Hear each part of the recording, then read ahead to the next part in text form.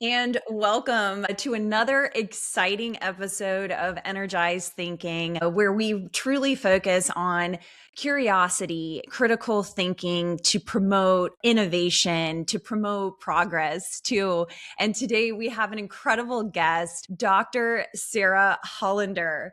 Dr. Hollander is a board certified holistic psychiatrist, writer, and speaker, and the founder of Psychiatry of Life, a private telehealth practice serving high achieving individuals experiencing a profound internal change beneath outwardly functional lives. Her work focuses on identity dissolution, the destabilizing but often necessary phase when conditioned ways of being begin to fall away and a more authentic self starts to reemerge. Through her Tree of Life alignment, TOLA, framework, she translates experiences commonly labeled as burnout, anxiety, or existential crisis into a clinically grounded understanding of nervous system disruption, identity reorganization, and meaning reconstruction. We welcome you, Dr. Sarah Hollander. Thank you so much. I am so excited to be here with all of you. So honored.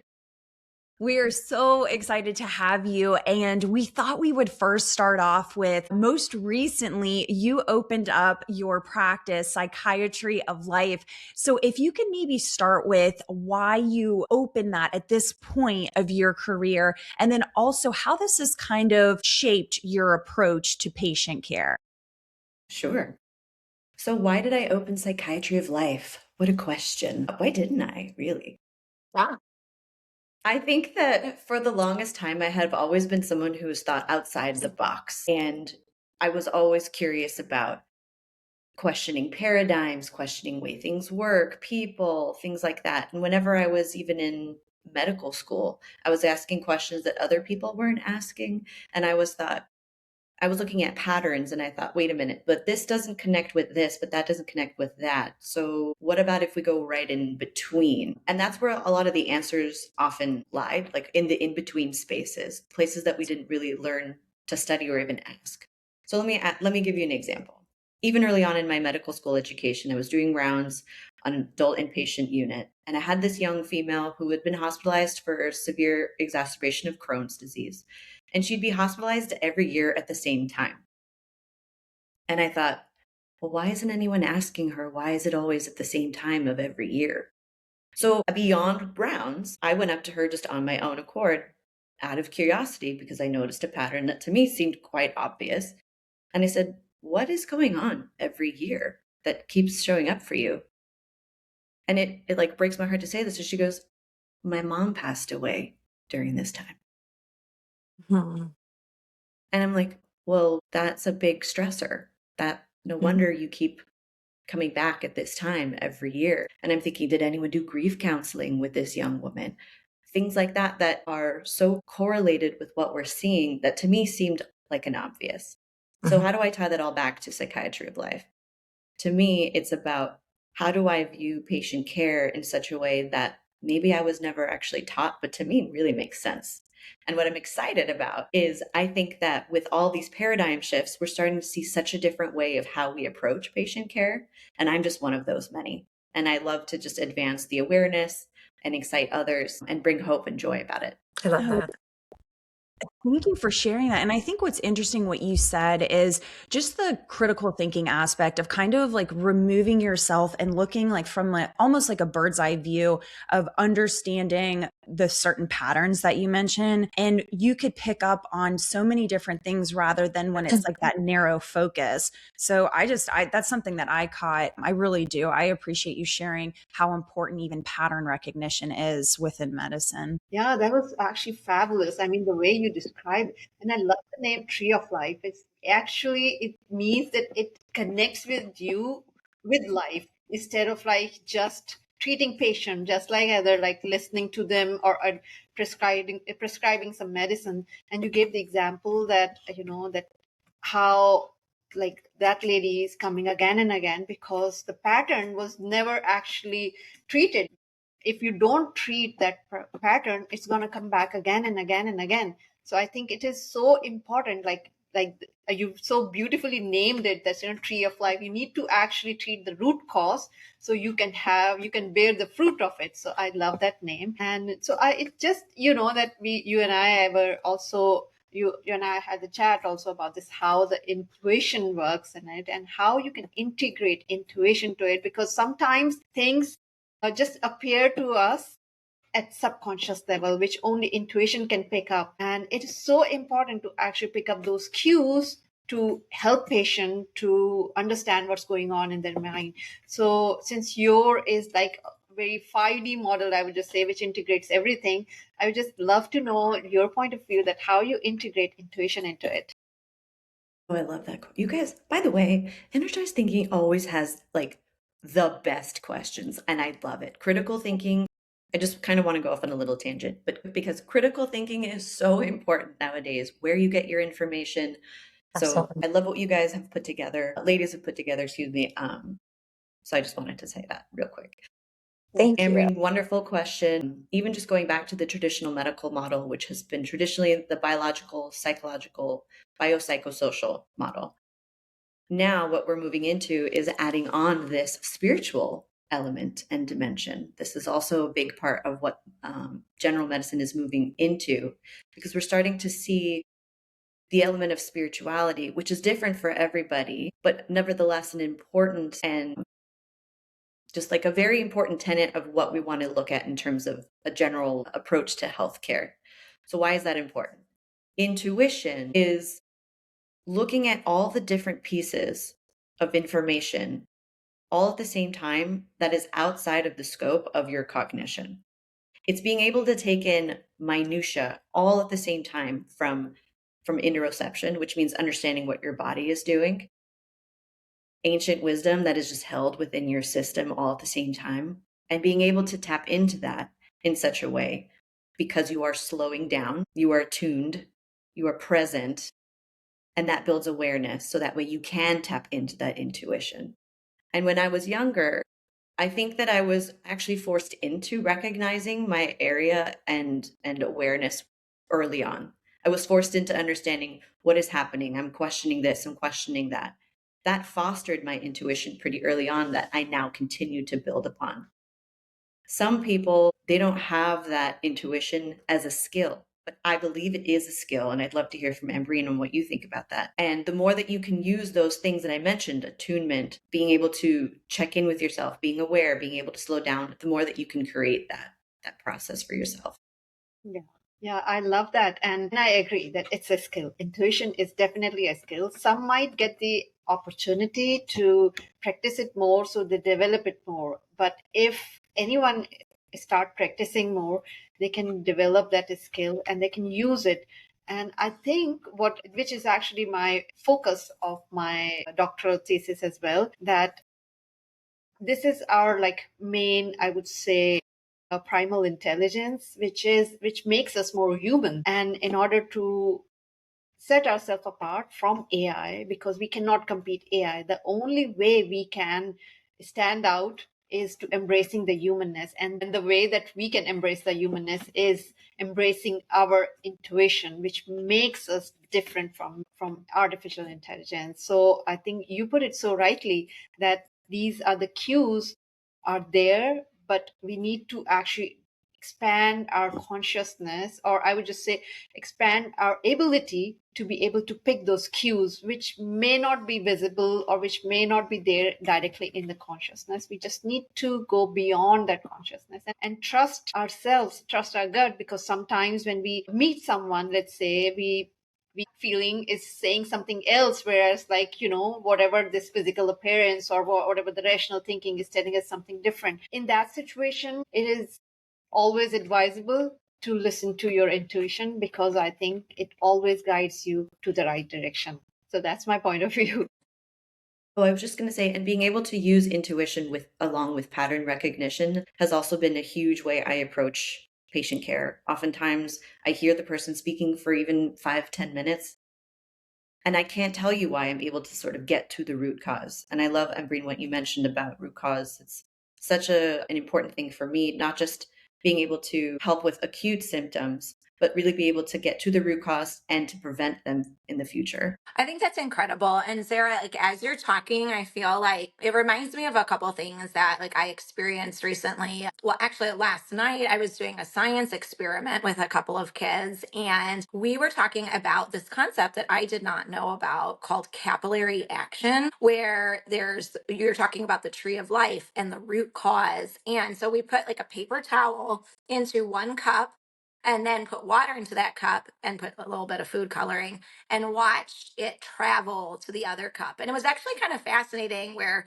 the empty cup was getting water from the cup through the paper towel. And like, I just keep thinking of that visual, as you say, the tree of life and the root cause and these things that you are recognizing in individuals. It's almost like you have that, you're creating this bridge, this, the subconscious and the conscious, which I think is like so powerful that we don't necessarily, these simple things that this intuition working on, it's something that we really, it does require practice. And I'm not sure where I'm going at with that, Sarah, but just that's like the visual that I have of what you're talking about and how you're helping other people identify, Thanks. certain stresses and stuff like that. And what you're talking about, Valerie, also is one of the reasons why I chose Tree of Life is because you can visualize it. It is something Oh, that most people can make sense of, like, right, like the roots and the branches and how we're actually yeah, all really interconnected. And then how most people, and what I love is most people will come to me and be like, here's the leaf, there right? Like, it here's is. the leaf of this huge, massive tree. And I'm Yeah, like, okay, so now let's follow that back, yeah. through the branches, through the trunk, through the roots to see, like, where is this all coming from? What does it all mean? Following all these different things. And I'm like, that's a leaf. And they're like, really? I'm like, yeah. So let's Ah, follow that. Let's see where this is taking us. Let's see where this is going. So I I'm love glad that that it kind of visual. resonates with you. Yeah. Absolutely. And it reminds me of like the fall. Like I like to talk about the fall and like how there's changes in the leaves and like the chlorophyll lessening with the decreased sunlight and how sometimes we're think darkness that sometimes is like we try to avoid it. But then when we remember the fall's beautiful, like there's beauty in that, in those inner colors coming out. And oh my gosh, I love it, Sarah. I think it's just such a beautiful visual and something we all can relate to, so that's amazing. Yeah. Oh, and I love that you just mentioned seasons.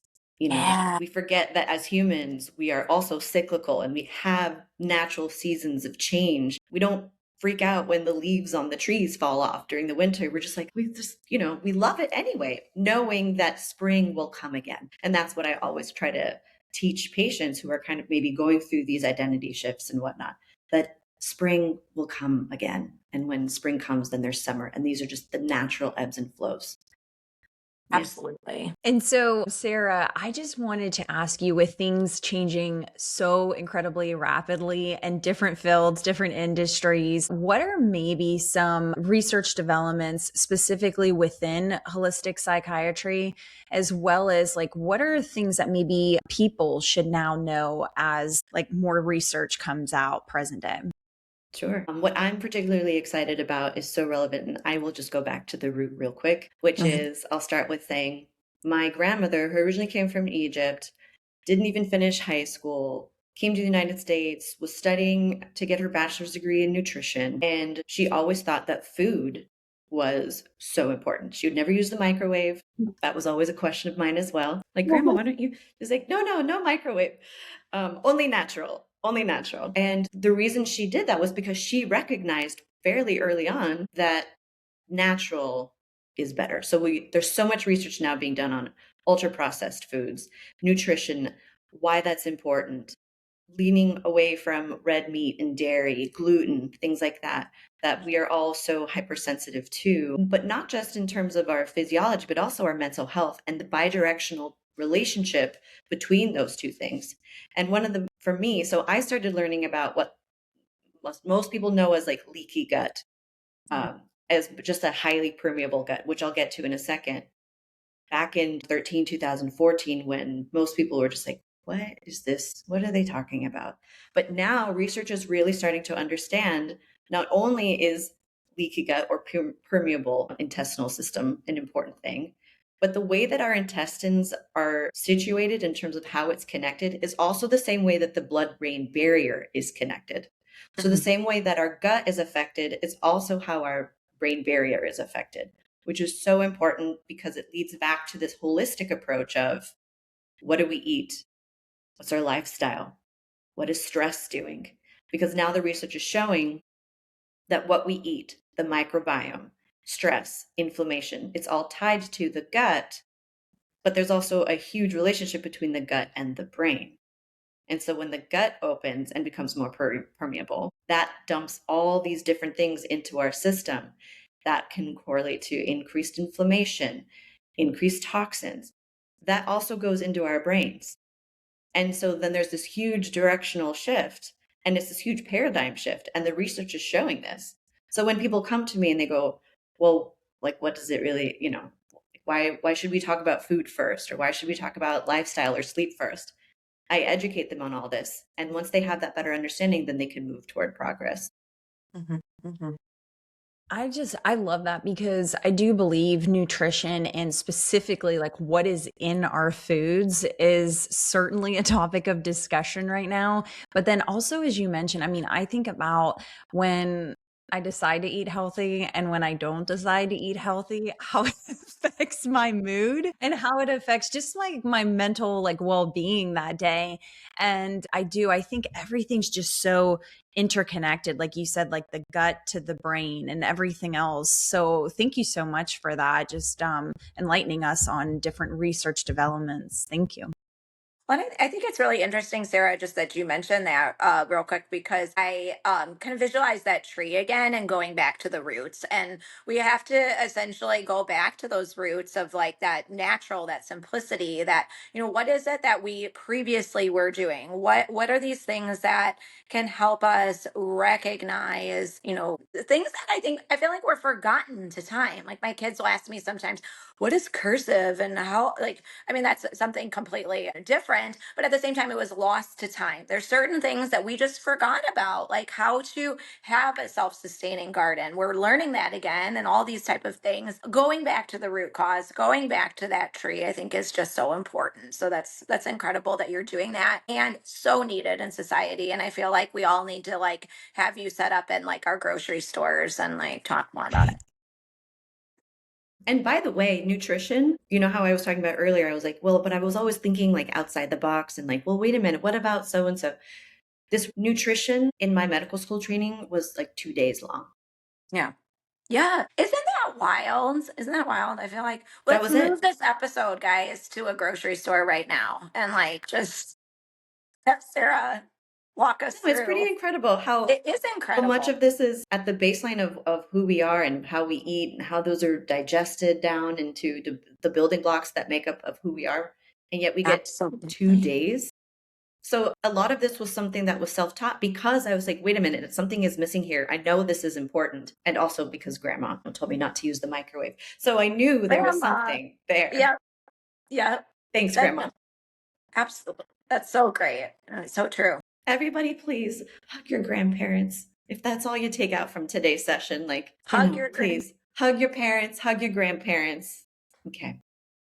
Going back to that simplicity, right? It's all about one. And Breen said, like Going with back to your AI, roots. going back to your roots, going back to that human connection, that hugging, the smiling. Like my grandma so much with the smile, and oh, I love it.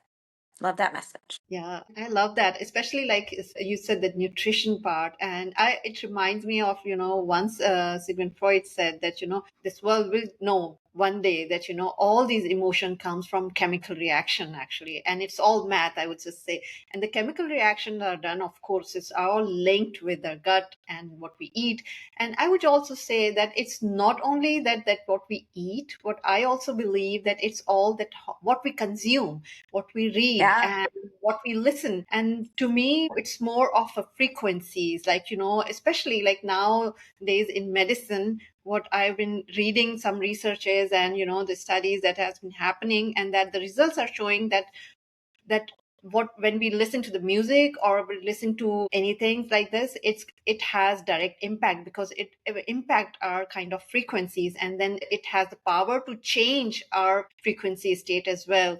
So one of my guests on my podcast, and she was saying that now the future of medicine will be more towards like moving towards frequencies, and they will not give you some medicine to eat or something like this, but in fact they will ask you to go and relax and listen to the music or something. So do you have any idea, or maybe you can enlighten us about it, that how this spirituality comes in with all these frequency shifts?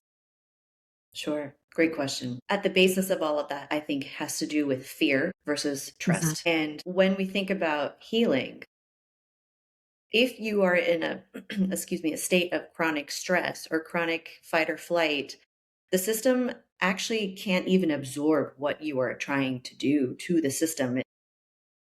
There's a, almost like a barrier that goes into it. And so part of when I go into treating someone, it's recognizing what are they actually receptive to at this moment in time? What is their system what is their capacity to receive? Because if not, you could throw the kitchen sink, it won't go anywhere.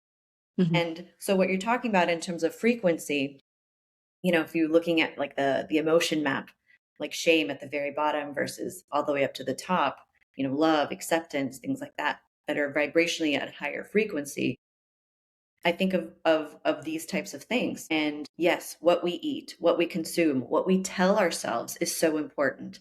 So I have a lot of patients who come in also who are like doing everything. They're doing the exercise, they're going to the retreats, they're doing all this. And I go, yeah, and how are you talking to yourself?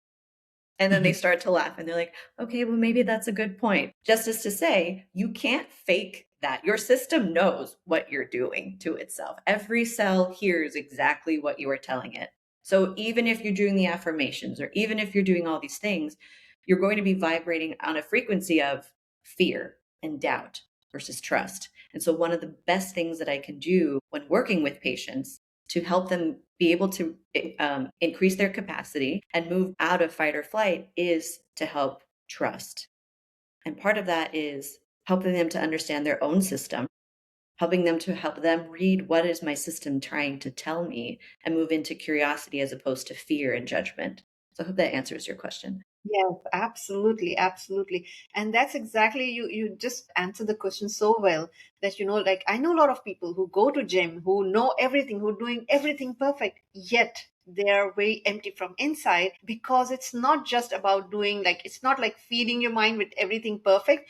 It's like treating your or healing from inside. And that is like, you need to have that kind of self-awareness, that why am I doing this? And again, I'll go back to your point that, recognizing that pattern. If it is coming back again and again in your life, that means it has something to be fixed. And then nothing can be fixed from outside. It has to be fixed from inside. You need to understand that what are your thoughts, because at the end of the day, what all chemical reactions are happening is all because your brain is telling them to do this, right? And your brain is linked with your mechanism of thinking process, right? Whatever you think, it will trying to translate into your physiology, your emotional well-being, and even your spiritual well-being. So I think everything connects with our mind. And that is one thing, that if you want to connect with yourself, like inwards, you need to understand what your mind is saying to you and how you can be in charge instead of letting your mind be in charge. So that's perfectly, you said it. Thank you. Absolutely. I feel like my brain is doing cartwheels, inner cartwheels. Courtney could probably do outer cartwheels for us, but my inner cartwheel. And I feel like, you guys, like, I think what's so important about these frequencies and what you're talking about, Sarah and Ambreen and Courtney, is that like we all kind of have this ourselves too, like as like in a connection. Right now, we are talking around the world right now in one moment in time and sharing frequencies between not only like ourselves but each other, and I think that's just so neat and trusting in that. And Courtney and I had talked about that before because we were able to meet up a couple weeks ago and talking about how, Sarah, you mentioned trust and how that's foundational, and trust in yourself, trust in others when it feels right is so, I think, underrated. And I think it's so interesting that confidence comes from the word trust, of like having confidence in that and moving forward and leaning into these positive frequencies, leaning into the music that we are creating together. I think, for me, so much of my life, sorry, so much of my life has been, okay, I'm doing all the right things, exactly like you're saying. I'm doing this, and this, and this. What is missing? Well, it's that self talk, it's that trust, and it's also like trusting in others. But that again starts with trusting yourself and really going back to that beginning and going back to that roots. It's so beautiful. And, we're all here together doing cartwheels in our minds. Maybe it's just me doing a cartwheel in my mind. I don't know. Maybe y'all Yeah. are. And a big part of that when it comes to, like the fixing, we're talking about fixing. Yeah. Usually when I tell patients, I'm like, there isn't anything to fix necessarily. Your system is beautiful as it is. It's trying to do as best that it can, given its circumstances, given its current understanding, and moving out of like maybe what's wrong with me Yes. into, well, what has my system been trying to tell me that I haven't been getting, as opposed to like, I'm broken. You're not broken. You've been doing the best that you can, and maybe it's not working for you anymore. So let's work on that. But leaning into that curiosity and openness on an internal level will also help translate it into the external level with other people. So people don't also recognize that. It's like building your own connection with yourself and the capacity to even withstand what we maybe consider negative emotions, although I don't consider any emotions negative. I can get to that at one point. But it's developing that capacity for yourself increases your capacity for other people. Your own self-compassion builds on self-compassion for others, self-love. And it's just like this beautiful wheel that goes around Yeah. and around. Yeah. It's beautiful. It's a capillary action again, almost going back to that, giving each other life, giving yourself nourishment. Exactly. Sarah, we are so grateful for your expertise. What is maybe some advice that you could even provide us here on the podcast, as well as our listeners within the realm of holistic psychiatry? Just want to open up the floor for you to speak. Oh, sure. First and foremost, I think I'd like to address like what exactly is holistic psychiatry. A lot of people may think that it's crystals versus Lexapro or cupping versus citalopram. That's not necessarily what holistic psychiatry or holistic medicine is. It's still using conventional medicine and wisdom that has been learned over the years through research, evidence-based medicine. It isn't throwing any of that away, but it is also being able to bridge and reconnect back with humanity, humanism, love, looking at a human in front of you as an entire being and an entire ecosystem, as opposed to just a set of symptoms to be diagnosed. That is definitely not where I come at it from. And so moving into the biopsychosocial plus spiritual element into care is, to me, the standard of care. And so holistic psychiatry to me is just going back to what I always thought innately was standard of care. Like, why aren't we already doing this? So for example, if we're looking at coping skills, people go to develop coping skills. They always talk about that.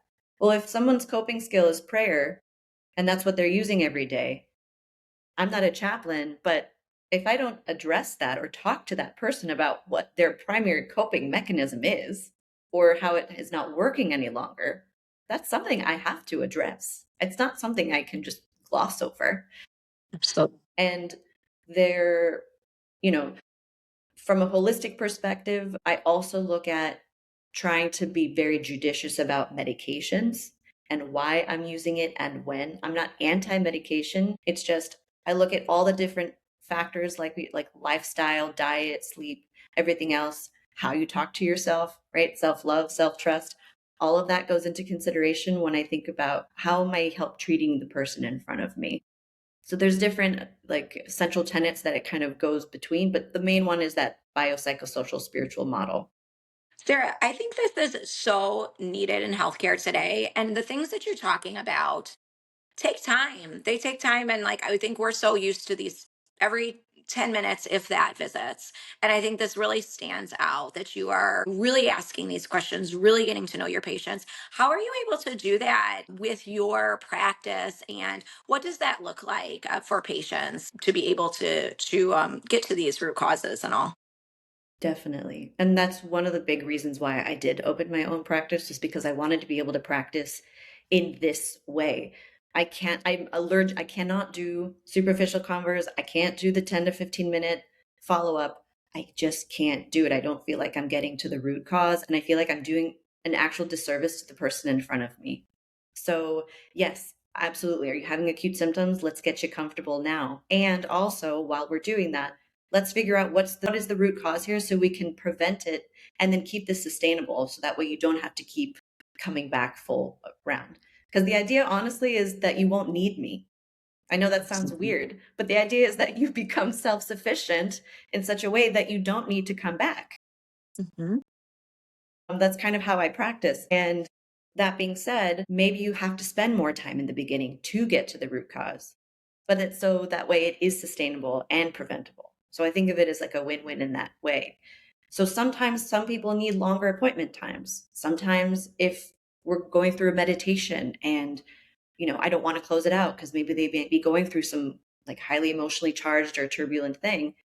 I can't just go, all right, well, time's up. Thanks. Mhm.